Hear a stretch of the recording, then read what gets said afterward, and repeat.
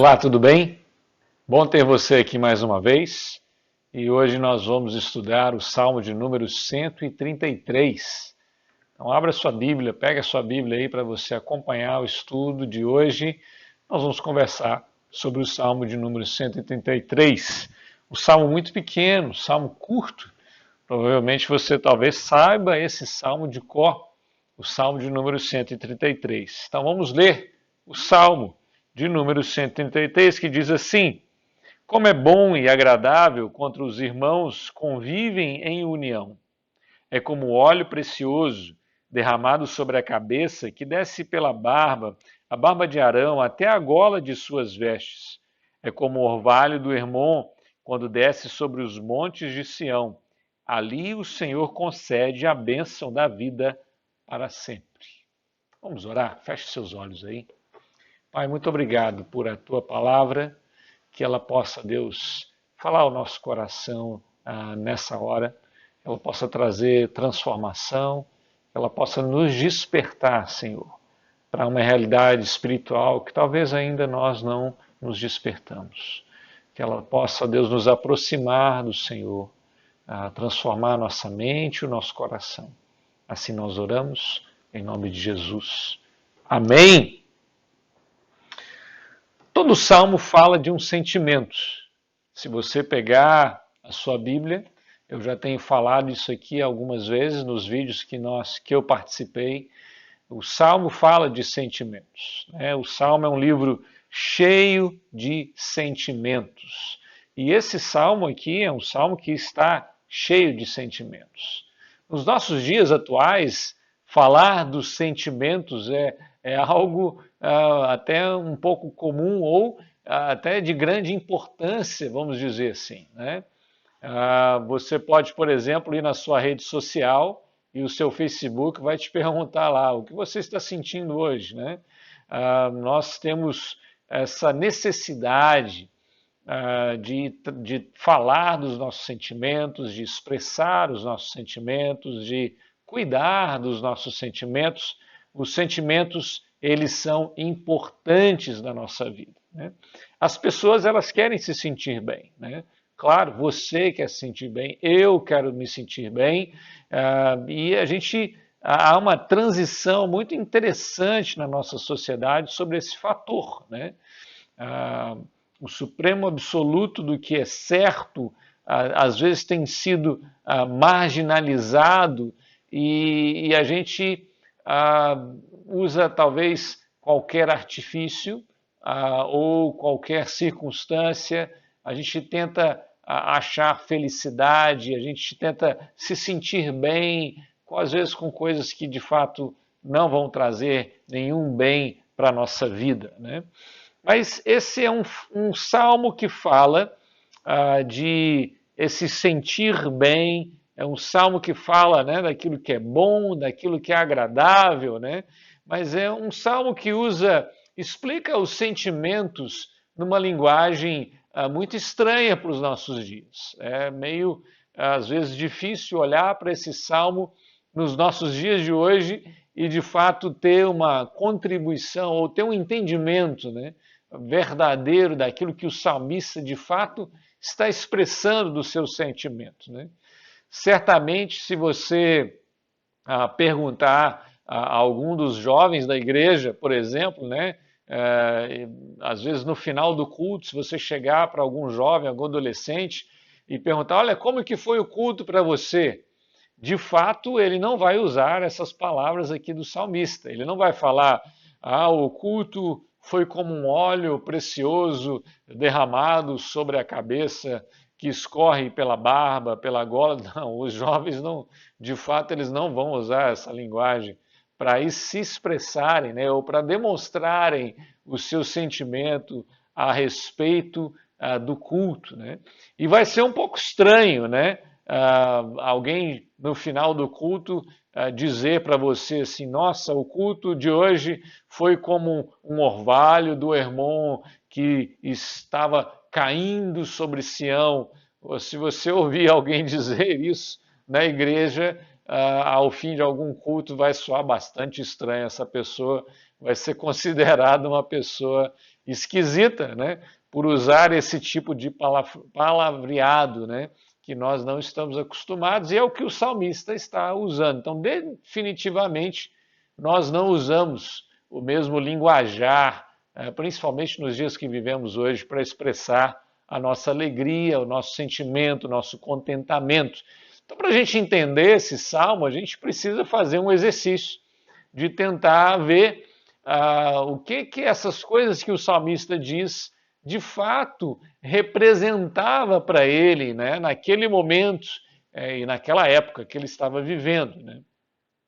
Uma explicação sobre o Salmo 133, só para você entender um pouco o contexto desse salmo, que isso talvez vai ajudar você a entender do que o salmista está falando, qual é o foco, qual é a atenção do salmista, sobre o que ele está dizendo.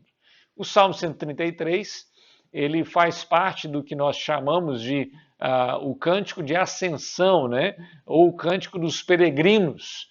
Era um da coletânea dos salmos que eram cantados na viagem para Jerusalém, quando as pessoas, né, o povo de Deus, viajava para Jerusalém para participar de alguma festa, né, uma festa da Páscoa, festa dos tabernáculos, né, nas tendas, um momento onde o povo ia adorar a Deus, ia levar o seu sacrifício, ia levar a sua oferta, ia levar a sua adoração ao Senhor, ia fazer a sua visita ao templo, né?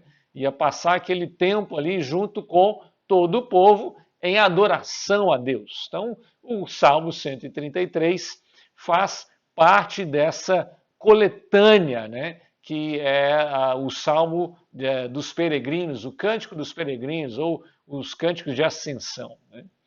Provavelmente, o Salmo 133, né, como ele se remete, ele fala de uma memória que ele tem a respeito de um momento que ele teve, né? Ele vai abrir o Salmo dizendo como é bom e agradável quando os irmãos convivem em união. A gente pode entender, talvez, esse salmo ele pode estar sendo cantado na ida, né? Quando eles estão indo para Jerusalém participar de uma festa, mas ele sabe o que acontece na festa. Ele sabe como é bom e agradável estar ali, naquele lugar, desfrutar, né, do templo, que significava a presença de Deus no meio do povo de Israel. Pode também ser uma canção que ele está cantando quando ele está regressando para casa, né, depois de passar talvez ali uma semana em Jerusalém, e ele está então caminhando, rememorando tudo aquilo que ele vivenciou, tudo aquilo que ele experimentou no meio do povo, né, na presença de Deus, naquele tempo de adoração, naquele tempo de serviço ao Senhor. E ele está dizendo como é bom e agradável quando os irmãos convivem em união. Uma ligação muito importante que nós precisamos fazer é que para o salmista, ele está ali fazendo parte do povo de Deus, e o momento dele ir a Jerusalém é o momento dele ir ao templo, é o momento vamos dizer, do culto em grupo, né? Da adoração em comunidade. Né? Então é isso que está acontecendo aqui com esse salmista. Se nós formos trazer a aplicação desse salmo para os nossos dias de hoje, o povo de Deus é a igreja.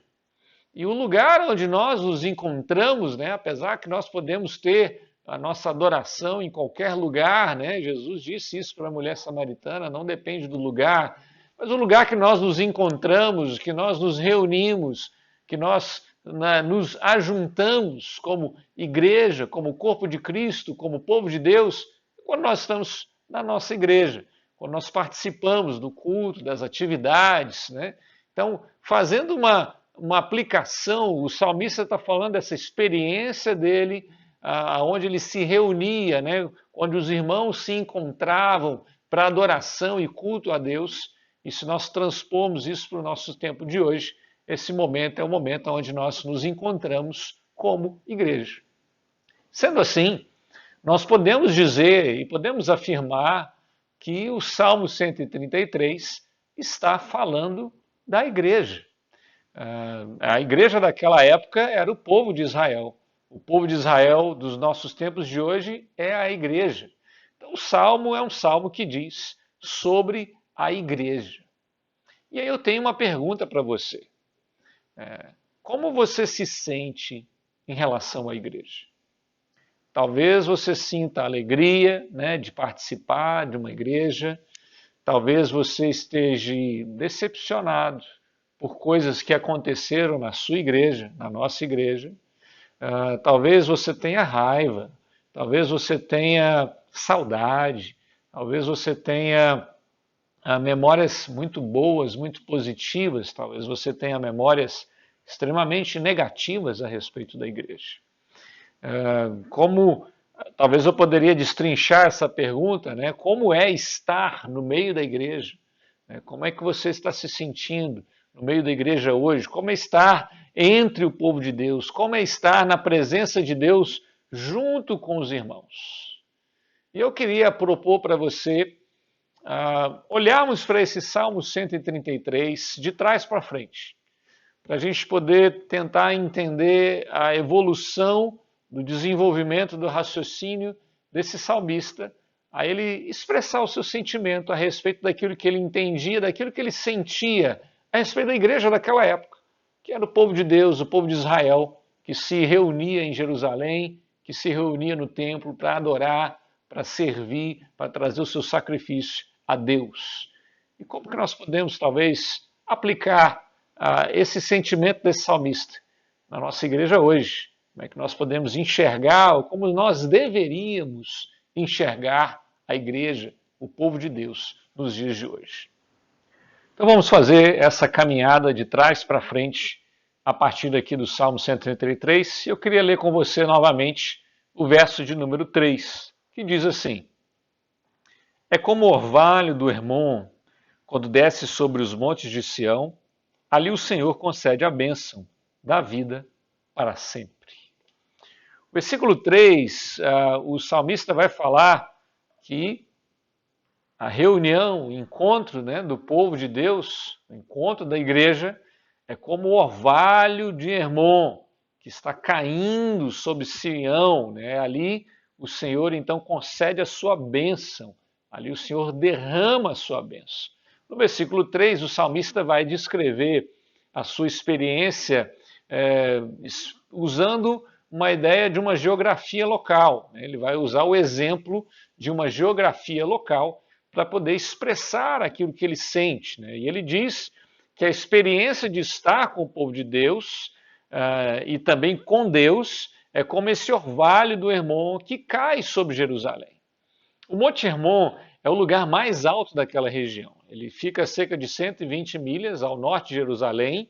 Ele tem ali uma neve no topo. É a partir do Monte Hermon que você vê a nascente ali para o Rio Jordão, o Mar da Galileia. Então é um lugar extremamente importante e que de fato esse orvalho que vem desse monte, ele tem uma importância tremenda sobre o desenvolvimento, né, ali das plantações, da floresta. Ele tem um impacto extremamente positivo sobre aquela região. Aqui ele vai se lembrar do efeito do orvalho, o efeito que o orvalho tem sobre a terra. Né? Certamente ele já tinha visto esse fenômeno natural acontecendo de alguma forma. Né? Talvez você já foi num acampamento. Eu lembro várias vezes, né, que eu fui em acampamentos, a gente acordava cedinho para tomar o café, a grama estava molhadinha, né, a terra estava fresca. Né? Esse é o orvalho que caiu sobre aquele lugar. E ele tem um impacto extremamente importante, né, para refrescar, para trazer nutrientes, para que as plantas, né, a grama, a floresta, as plantações possam se desenvolver, possam de fato crescer, possam de fato alcançar, né, aquilo que eles poderiam alcançar. Né? Quando eu estou diante de Deus, no meio do povo de Deus, ele vai falar, é como esse orvalho que cai sobre mim, é como esse refresco que é derramado sobre mim, é como esse renovo, é como esse orvalho que traz esses nutrientes, que faz que eu possa desenvolver, crescer, florescer, vamos dizer assim, né? Somos revitalizados porque a bênção de Deus está sobre nós. Existe algo especial que acontece quando existe a unidade do povo de Deus, quando o povo se encontra, quando o povo de Deus se reúne. Existe algo especial quando a igreja se encontra, quando a igreja se reúne. Deus derrama a sua bênção, Deus traz o seu orvalho, né, para que nós possamos nos desenvolver, crescer como pessoas, crescer na nossa espiritualidade, crescer na nossa intimidade com Deus. Deus derrama bênção especial na unidade, no encontro, no ajuntamento da sua igreja. Em segundo lugar, ele vai citar aí o versículo 2, que diz assim: é como óleo precioso derramado sobre a cabeça e desce pela barba de Arão, até a gola das suas vestes. O salmista, no versículo 3, ele usou o exemplo de uma geografia local deles lá, e agora no versículo 3, ele vai usar uma cerimônia religiosa, que era muito comum, muito conhecida pelo povo de Israel. Essa cerimônia religiosa é essa unção com óleo. Né? E ele vai citar aqui, citar o nome de Arão. Arão, irmão de Moisés, ele foi escolhido por Deus para ser ali o sumo sacerdote do povo de Israel. O sumo sacerdote é quem representa o povo diante de Deus. Ele faz essa mediação do relacionamento do povo com Deus. E como sumo sacerdote, Arão, você pode dar uma olhadinha lá no início da sua Bíblia. Arão, ele tinha uma veste, o sumo sacerdote, ele tinha uma veste especial, uma vestimenta especial. E essa roupa era uma roupa distinta, né? Uma roupa cerimonial, que só era usada pelo sacerdote. Né?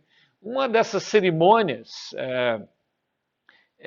quando o sacerdote era ungido com óleo, ele era derramado óleo sobre a cabeça do sacerdote. O óleo era como um sinal da presença de Deus, né, na vida daquela pessoa, o poder de Deus também. O óleo representa o poder de Deus através do Espírito Santo. E o peregrino aqui, o escritor do Salmo, vai fazer essa descrição, ele vai descrever essa cena desse sacerdote sendo ungido com esse óleo e ele com essa vestimenta especial, né, com a sua vestimenta sacerdotal. Né, ele vai receber esse óleo derramado sobre a cabeça de Arão, mas esse óleo não fica só em Arão. Esse óleo ele vai descendo, ele desce pela barba até alcançar então a gola, né, da sua túnica, né? Esse óleo vai descendo, né? Ele vai encontrando, chegando à roupa, a sua vestimenta. Isso tem um significado. Não sei se você sabe, a vestimenta do sacerdote foi adornada com pedras representando as 12 tribos de Israel. Assim, ao descrever, quando o salmista faz esse relato, ao descrever do óleo que desce, né, e desce sobre essa vestimenta, chega à gola e alcança essa vestimenta, ele está dizendo que esse óleo que foi derramado sobre o sumo sacerdote, de forma figurativa ali, sobre Arão, também alcança o povo. Ele alcança as tribos, né, as pedras que estão ali na roupa desse sacerdote, próxima ali à gola dele. Né? E essa é a ideia que o salmista está trazendo para nós aqui. Para aqueles que viviam nos tempos do Antigo Testamento, o sumo sacerdote, ele vai ser de fato uma prefiguração de Jesus. Jesus vai se tornar o nosso sumo sacerdote. Ele vai assumir esse posto da mediação entre nós e Deus Pai.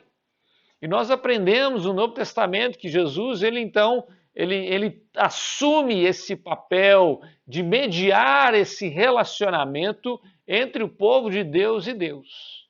Portanto, Arão aqui é um prenúncio de Jesus que se fez como um de nós. Jesus se tornou carne, morreu em nosso lugar para pagar o preço dos nossos pecados. Ele ressuscitou e Jesus está à direita de Deus como nosso mediador. É isso que a palavra nos ensina. Então, quando Jesus, vamos lembrar, por exemplo, o início do ministério de Jesus. Jesus é batizado nas águas, o Espírito Santo desce sobre Jesus, né? Vamos dizer assim, Jesus está sendo ali ungido, né, com o Espírito Santo, aquela pomba está ali representando o Espírito Santo, e o que acontece? Depois de Jesus ser ungido, Jesus começa o seu ministério. Jesus ele começa a curar enfermos, Jesus ele começa a libertar os oprimidos, Jesus ele começa a salvar os pecadores. Cristo nos leva à presença de Deus, pois Ele é o nosso sumo sacerdote. Então, como nos sentimos quando nós experimentamos a presença de Deus e estamos no meio do povo de Deus? Primeiro, ele vai dizer no versículo 3, é como um orvalho. O orvalho como se fosse essa bênção de Deus para o nosso desenvolvimento, para o nosso crescimento, esse refrigério, essa misericórdia que nos alcança toda manhã, né, na nossa vida. Ele vai usar essa expressão. E depois ele vai falar, é como um óleo. O óleo que é a presença do Espírito Santo, que ungiu Jesus para trazer cura, libertação, salvação para cada um de nós. Jesus veio à terra para nos redimir do poder do pecado, da morte. E ele tem o nome que está acima de todo nome. E mesmo assim ele está presente no meio do seu povo. Então esse óleo que desce sobre a cabeça, que é derramado sobre a cabeça do sacerdote, é uma bênção e é um óleo que alcança o povo. Assim como esse óleo alcançou a roupa, a vestimenta, né, do sacerdote Arão, essa unção sobre Jesus alcançou o seu povo. A unção sobre Jesus veio trazer libertação, salvação, transformação no meio do seu povo. E aí o versículo 1, que nós já tínhamos lido anteriormente, ele vai dizer: como é bom e agradável quando os irmãos convivem em união. Se no verso 3 o salmista vai usar o exemplo de uma geografia, no verso 2 o salmista vai usar um exemplo de uma cerimônia, no verso 1 ele vai expressar aquilo que ele sente no seu coração, ele vai falar de algo pessoal, ele vai falar de algo do seu sentimento, daquilo que ele sente, daquilo que é bom e agradável. Ele vai dar o seu próprio testemunho daquilo que ele vivenciou estando no meio do povo, estando no ajuntamento da igreja.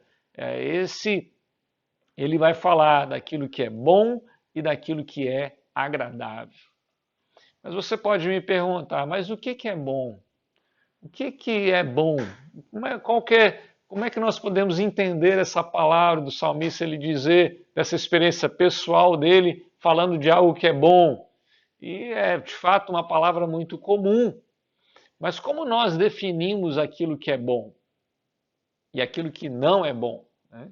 Mesmo os grandes filósofos, né, eles tentaram, né, sem sucesso, definir para nós, né, e dizer, né, quando algo é bom e quando algo não é bom.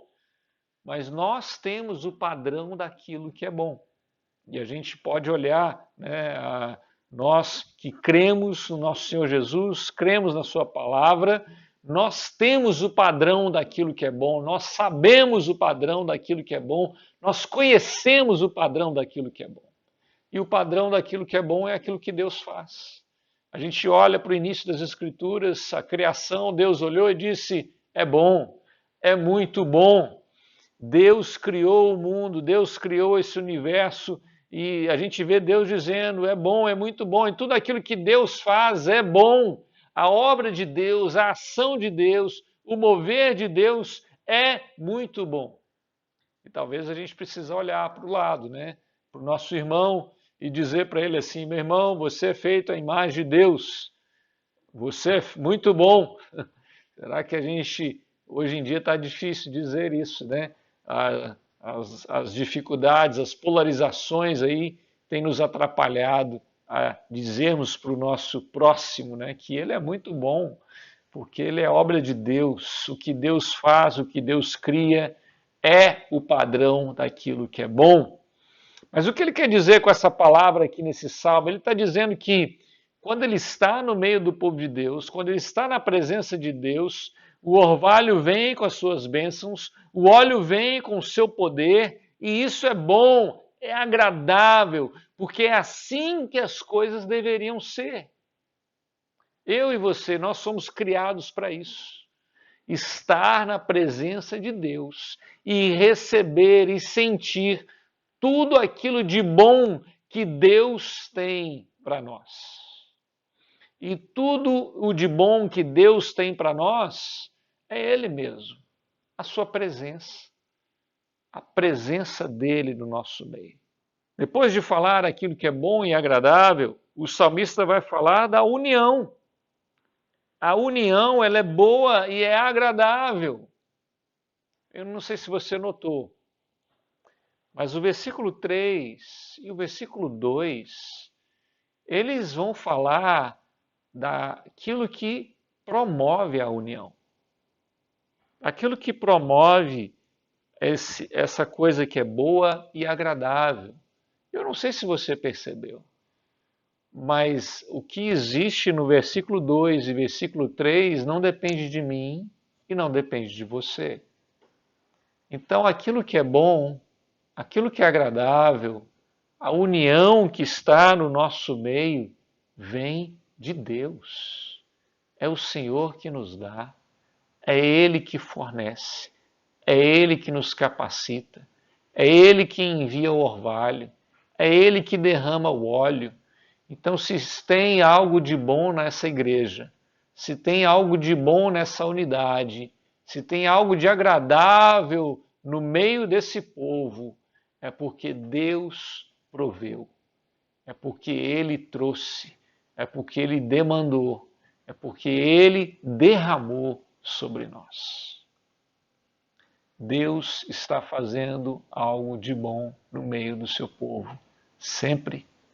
Ele traz o orvalho do Monte Hermon, Ele derrama o óleo que traz salvação, libertação, cura. E essa unidade é gerada através da ação de Deus em nosso favor. Então vamos voltar lá à minha pergunta no início. Como que você se sente em relação à igreja? Talvez você tenha visto coisas feias na igreja. Talvez você nunca tenha se interessado pela igreja. Talvez você não concorde com nada que está acontecendo na igreja hoje.